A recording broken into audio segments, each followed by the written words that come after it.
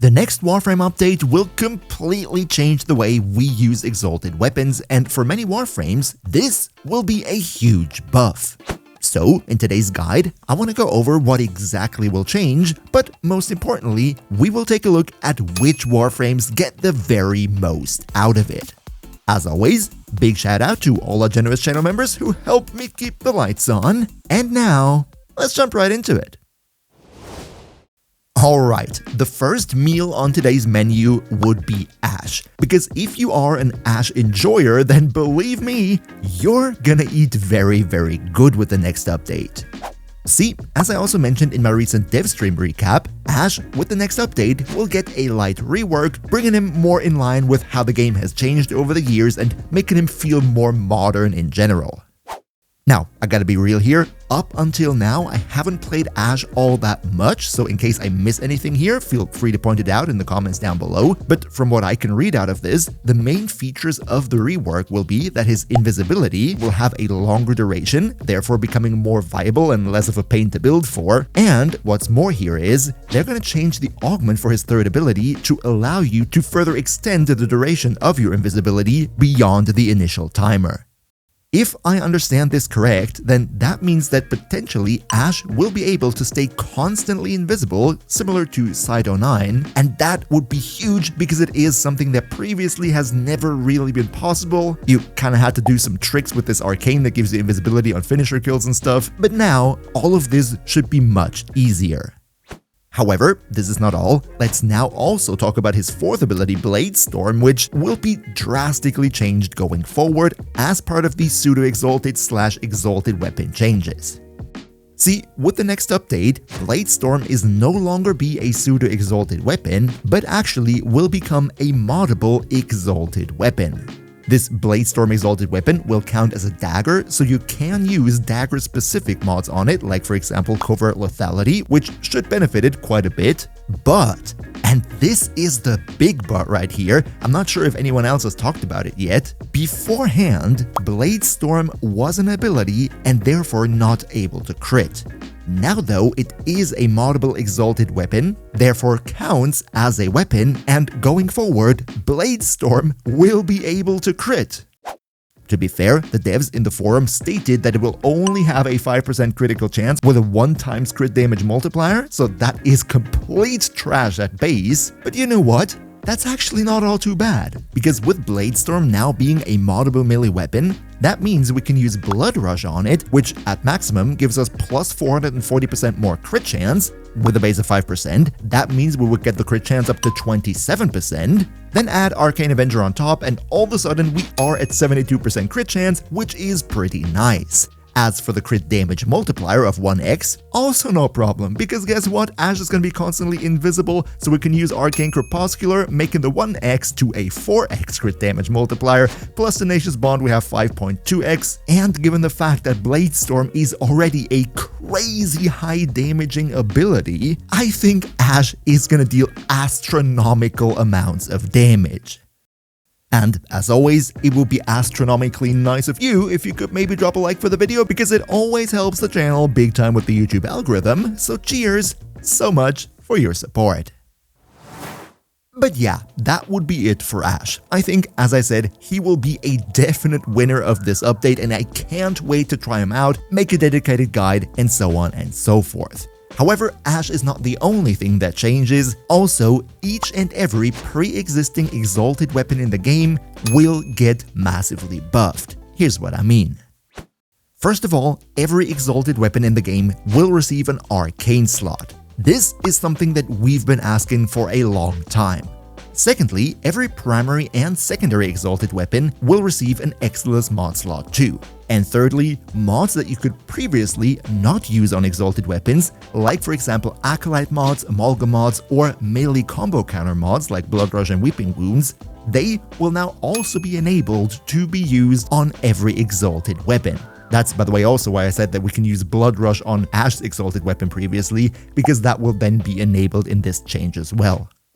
But that's not it, there are even more changes. For example, that all exalted stances now work like normal melee stances, increasing your mod capacity. They made it that hits with the energy waves that get emitted by the exalted weapons of, for example, Baruch or Excalibur, those hits previously did not contribute to your melee combo counter. They now do, which is very, very good. Excalibur Slash Dash, previously also a Pseudo Exalted, now will not work with the melee mods equipped on your normal melee weapon anymore, but therefore with the mods on your Exalted Blade. However, they also removed a couple of interactions that they didn't intend, such as a certain interaction with Titania. I'm gonna put it on screen right here. Haven't really played all too much Titania myself, so I don't feel comfortable getting into the details here. They've also removed a certain interaction where the infinite combo counter on the Zoras would interact with your Exalted weapon, because that would be too OP. And they made it that for set mods, the set bonus is applied based on which weapons are active. So if you have a couple gladiator mods on your normal melee but not on your exalted, and then you switch to your exalted, then the set bonus you get from the gladiator mods on your normal melee will not be applied any longer. So yeah, as you see, a whole lot of changes coming there. But what exactly does that mean now for the individual Warframe? How about we just go over all exalted weapon users in the game, so I can give you a couple of thoughts on this. Here, I want to specifically start out with Excalibur, because I think Excalibur is going to be very much stronger with this new update, and I can also explain why. See, with the augment Chromatic Blade for his Exalted Blade, this gives your Exalted Blade a 300% status chance bonus, scaling with ability strength. Or in other words, if you manage to crank up your ability strength high enough, you would be looking at so much status chance that at some point, your Chromatic Blade will be guaranteed to deal 10 or more status effects with every individual hit. Now, why is that important? Because of the blast element. As we all know, when you stack 10 blast procs on one single enemy, that enemy will have an amplified explosion dealing bonus damage. And since with Chromatic Blade, you turn the damage of Exalted Blade into pure elemental damage, that means there are no other elements on it competing for the blast proc. So on Chromatic Blade, mod it into blast, that means one hit on one enemy will instantly cause the big blast explosion that you get after 10 procs. This, by the way, can already be done right now in the game, but it needs a lot of ability strength and investment that is uncomfortable right now, and going forward, when we can use Weeping Wounds, that will make it much easier to achieve the necessary status chance. And in addition, with the introduction of arcane slots on all melee weapons, that now means Chromatic Blade can use melee influence. Can you imagine one hit on one enemy causing 10 blast status effects, now with melee influence increasing the amounts of blast procs with every single hit? This is gonna be absolutely mind-blowing.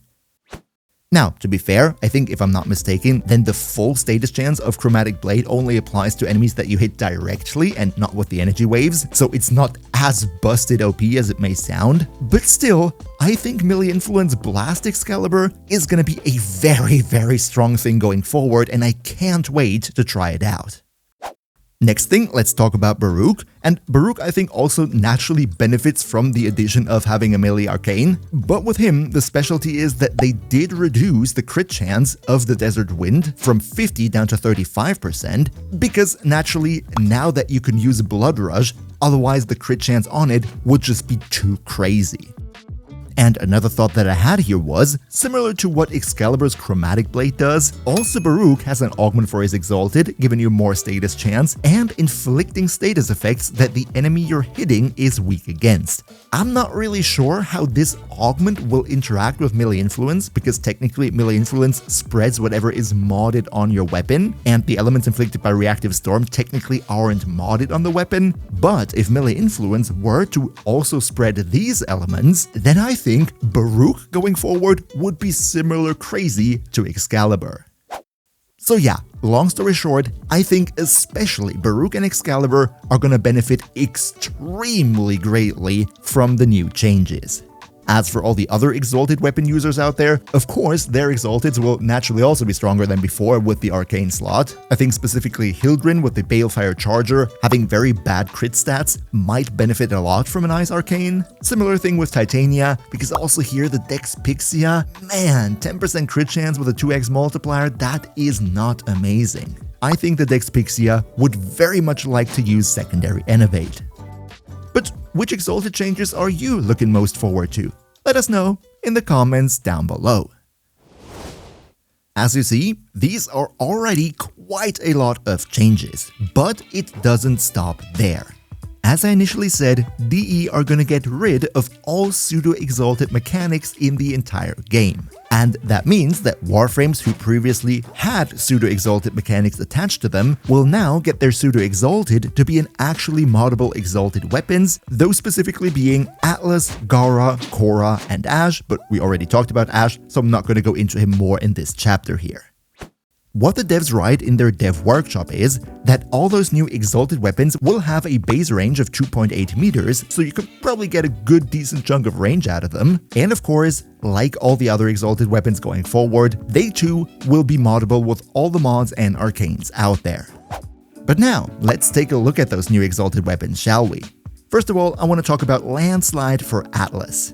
This thing is now going to come as a new Exalted weapon, having a 35% crit chance and a 50% status chance, and this is going to be true for all the 4 new Exalted weapons that I previously mentioned, the melee combo counter for those is not going to work like the normal melee combo counter for normal melee weapons, but rather they're going to make it that you gain 20 combo for each and every time that you trigger this Exalted weapon, also scaling up to a 12 times combo multiplier, and the damage of that Exalted weapon is going to scale 1-to-1 with that multiplier, meaning you can potentially deal 12 times the damage going forward. This, by the way, is also why they did reduce the base damage on some of these abilities to kind of compensate for that, but overall, it's still going to be very, very good.